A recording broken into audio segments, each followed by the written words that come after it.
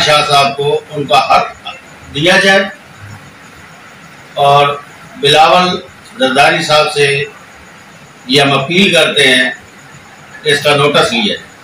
शुक्रिया। हम इसके लिए हम एहतजाज भी करने के लिए तैयार हैं, रैली भी निकालने के लिए तैयार हैं और हर सूरत में हम शाह साहब के साथ खड़े हैं। और हम अपील करते हैं बिलावल भुट्टो साहब से भी और सईद गनी साहब से भी हम अपील करते हैं कि ऑटो को चेक करवाया जाए, उनको सही किया जाए।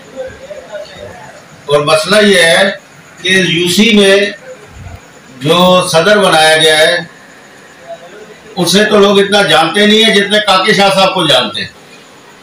यहाँ पे एक आवाज के ऊपर 400-500 मजमा जमा करना ये कामरान शाह साहब का ही मरूने मिन्नत है।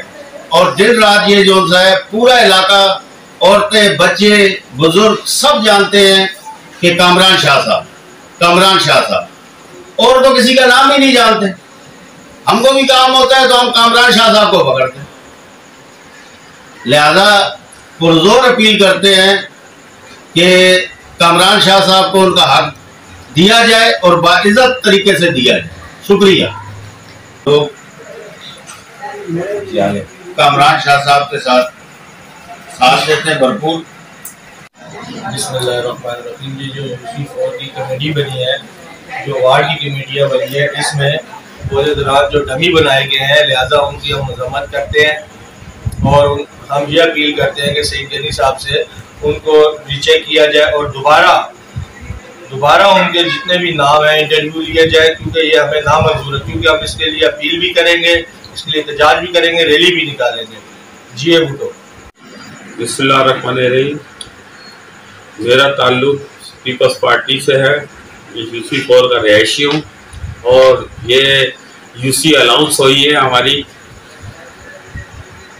पीपल्स पार्टी के अहदेदारों ने अलाउंस की है और यहाँ बड़ी पार्टी का कोई इंटरव्यू नहीं लिया गया, बगैर इंटरव्यू वालों को ओहदे दिए गए। इसकी हम मजम्मत करते हैं और इंशाल्लाह इसका मुजाहरा भी रखेंगे।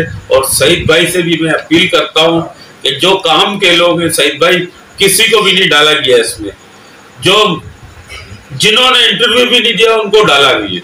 ये कहाँ का इंसाफ है।